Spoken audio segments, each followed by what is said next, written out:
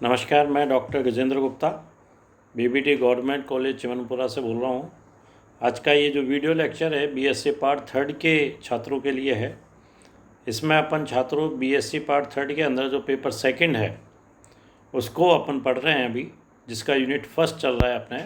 मेरे पहले video lecture भी आपने देखे होंगे जिसमें रदरफोर्ड स्कैटरिंग या बेनबीस का द्रव्यमान स्पेक्ट्रोग्राफ, डबल फोक्सिय द्रव्यमान स्पेक्ट्रोग्राफ, ये सारे अपन ने यहाँ पे डिस्कस कर चुके हैं।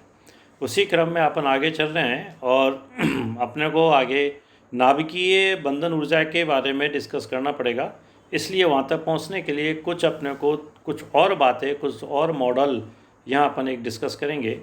और इसमें सर्वप्रथम जो है मैं ये बता दूं कि नाभिक के सर्वप्रथम जो कल्पना की थी वो रदरफोर्ड ने की थी, ये अपन जानते हैं सन 1911 के आसपास।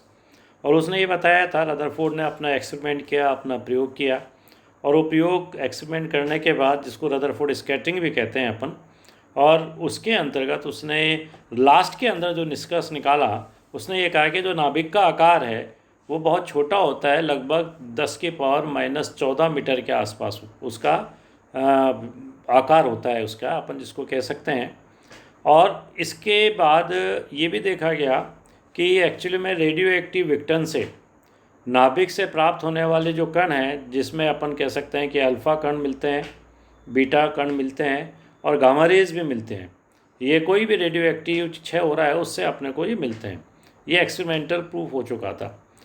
रदरफोर्ड ने ये बताया था कि नाभिक के अंदर अब धनावेश बैठा हुआ है और नाभिक के बाहर इलेक्ट्रॉन्स चक्कर लगा रहे हैं, लेकिन चूँकि रेडियो एक्टिव के नाभिक से जब इलेक्ट्रॉन बाहर निकल रहे हैं तो ये माना गया कि हो सकता है कि इलेक्ट्रॉन जो है नाभिक के अंदर ही उपस्थित हों। और इसे लेकर रदरफोर्ड ने भी रेडियो एक्टिव तत्व काम में लिया, एक पोलोनियम, और उस पोलोनियम को काम में लेकर उसने एक अल्फ़ा पार्टिकलों को उस पर डाला, प्रकीर्णन डाला। जैसे पहले उसने सोने की पन्नी पर डाला था, अब उसने पोलोनियम लिया और उसके पोलोनियम के जो अल्फ़ा कण के जो पार्टिकल हैं जो निकल रहे थे, जो रेडियो एक्टिव सोर्स है उससे निकलने वाले अल्फ़ा पार्टिकलों को उसने नाइट्रोजन के नाभिक पे डाला।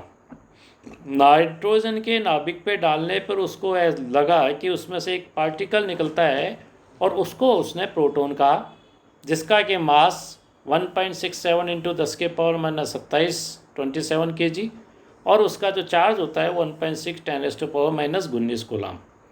तो और इसकी उसने इक्वेशन भी बताई, इसको अपन इस तरह से भी लिख सकते हैं, यहाँ भी मैंने नोट्स में भी आपको बता रखी है कि अल्फ़ा पार्टिकल प्लस नाइट्रोजन की नाभिक, और इससे अपने को क्या मिल रहा है, ऑक्सीजन का नाभिक मिल रहा है प्लस प्रोटॉन मिल रहा है, जिसकी समीकरण अपन ने यहाँ बताई हुई है।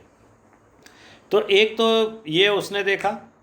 फिर एस्टन जो साइंटिस्ट था, जब तक द्रव्यमान स्पेक्ट्रोग्राफ बन चुके थे तो उसने भी द्रव्यमान स्पेक्ट्रोग्राफ को काम में लिया और काम में लेके बताया कि सभी परमाणुओं के नाभिक में प्रोटॉन, जिसको कि अपन हाइड्रोजन का नाभिक भी कहते हैं, वो पाया जाता है।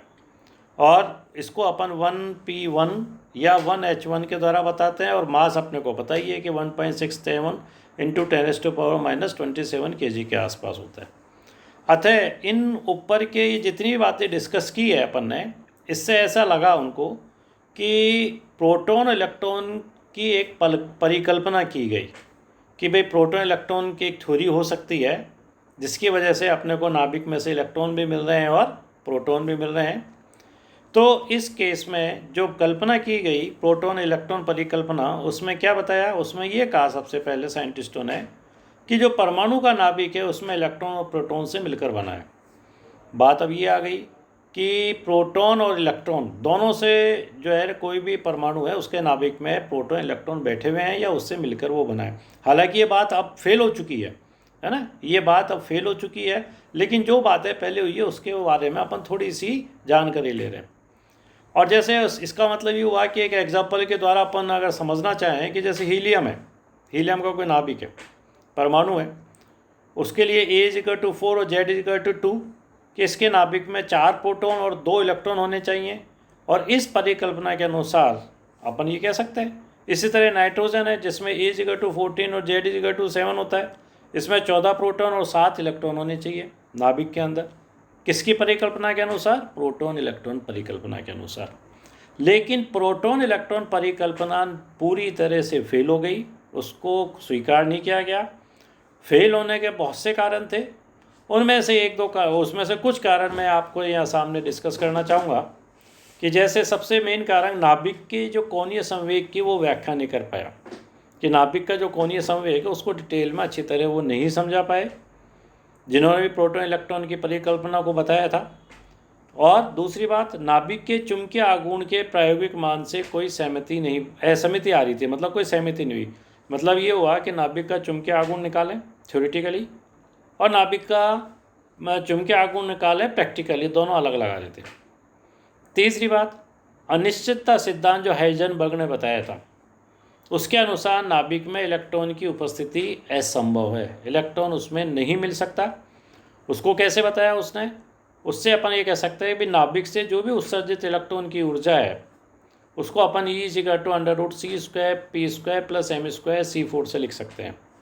यहाँ पे c का मान 3 × 10⁸ मीटर पर सेकेंड, m मास है और c जो है इसकी वैल्यूज़ है और p जो है संवेग को बताता है। p संवेग को अपन इस तरह से बता सकते हैं कि हाइजेनबर्ग के सिद्धांत से मैंने यहाँ साइड में बताया है कि चूँकि ΔP =h×/Δx और या इससे मान p का मान निकालें तो 10⁻⁻20 जूल सेकेंड पर मीटर आती है अपने पास। और यहाँ जो 10⁻14 है ये स्थिति है नाभिक की, नाभिक में पाए जाने वाले कणों ΔX का मान, क्योंकि नाभिक में अपन ये पहले ही रदरफोर्ड बता चुका था कि जो नाभिक की साइज है वह जो आकार है वो 10⁻14 मीटर के आसपास का होता है। तो उससे निकालें तो इसमें जो इलेक्ट्रॉन की जो एनर्जी आती है वो आती है 20 मिलियन इलेक्ट्रॉन वोल्ट, जो कि बहुत ज़्यादा है। जबकि बीटा 6 जो कि एक्चुअली में इलेक्ट्रॉन ही होते हैं, अगर उनकी एनर्जी देखी जाए तो अधिकतम 4 मिलियन इलेक्ट्रॉन वोल्ट की एनर्जी के प्राप्त हुई, इससे नीचे मिले सारे। इस वजह से इस सिद्धांत की थ्योरी भी ये नहीं सिद्ध कर पाया। कौन सा? प्रोटॉन इलेक्ट्रॉन का सिद्धांत। और जो एंटी न्यूट्रिनो है वो उत्सर्जन की व्याख्या, एंटी न्यूट्रिनो जो उत्सर्जित होता है ना, तो उसकी भी व्याख्या नहीं कर पाया। तो इस तरह से बहुत से कारण हैं, कुछ मैंने यहाँ डिस्कस किए हैं, बहुत सारे आपको किताब में भी मिल जाएंगे इसके अलावा। तो इन कारणों के हिसाब से जो प्रोटॉन इलेक्ट्रॉन की परिकल्पना की गई थी वो फेल हो गई। जैसे बताया था भाई इलेक्ट्रॉन भी नाभिक में हो सकते हैं, वो फेल हो गई, वो मान्य नहीं हुई। तो ये अपने एक इसका छोटा सा टॉपिक है जिसके बारे में आपको इसमें नॉलेज होनी चाहिए। और अगले जो वीडियो लेक्चर में मैं फिर आपको दूसरा टॉपिक बताने की कोशिश करूँगा।